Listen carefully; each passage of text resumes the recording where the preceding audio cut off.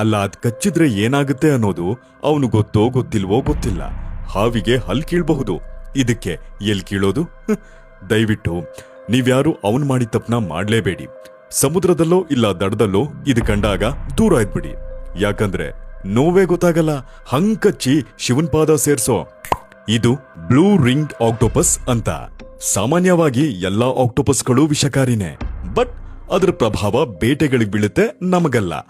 ನಮಗೂ ಬೀಳ್ಬೇಕಾ? ಹಾಗಾದ್ರೆ ಇದ್ರ ಹತ್ರನೇ ಅಲ್ಲ ಕಡಿಸ್ಕೋಬೇಕು. 2ನೇ ಸ್ಥಾನದಲ್ಲಿರೋ ಸಮುದ್ರದ ಮೋಸ್ಟ್ ಡೆಡ್ಲಿಯೆಸ್ಟ್ ಆನಿಮಲ್ ಕಣ್ರಿ ಇದು. ಇದ್ರ ಹತ್ರ ಇರೋದು ಮಾರಣಾಂತಿಕ ಟೆಟ್ರೋಟೋಟಾಕ್ಸಿನ್ ಎಂಬ ವೆನಮ್. ಕಚ್ಚಿ 6 ಗಂಟೆಯೊಳಗೆ ಟಾಟಾ ಗುಡ್ ಬಾಯ್ ಅನ್ಸುತ್ತೆ. ಜೀವ ಉಳ್ಸೋಣ ಅಂದ್ರೆ ಈ ಸಿರಿಗೆ ಆಂಟಿವೆನಮ್ ಕೂಡ ಇಲ್ಲ. 25-30 ಜನರನ್ನ ಅನಾಯಾಸವಾಗಿ ಹರೋಹರ ಅನ್ಸೋ ಕೆಪಾಸಿಟಿ ಈ ಒಂದು ಟೈನಿ ಲಿಟಲ್ ಆಕ್ಟೋಪಸ್ ಇರುತ್ತೆ. ಆದ್ರೂ ಈ ದಡ್ಬಡೆತವು ಯಾಕೆ ಹಿಂಗ್ ಕೈಲಿ ಹಿಡ್ಕೊಂಡವ್ರೋ ಗೊತ್ತಿಲ್ಲ. ಕ್ಯಾಮೋಫ್ಲೇಜ್ ಆಗಿ ನನ್ನ ಸಹವಾಸಕ್ಕೆ ಬರಬೇಡಿ ಅಂತ ತನ್ನ ಬ್ಲೂ ರಿಂಗ್ಸ್ ನ ಬೆಳಗಿಸಿ ವಾರ್ನ್ ಕೂಡ ಮಾಡುತ್ತೆ. ಆದ್ರೂ ಇರ್ಲಿ, ಇದ್ರ ವಿಷ ಡೈರೆಕ್ಟ್ ಆಗಿ ಹೊಡೆಯೋದು ಲಂಗ್ಸ್ ಮತ್ತೆ ನರ್ವ್ ಸಿಸ್ಟಮ್ಗೆ.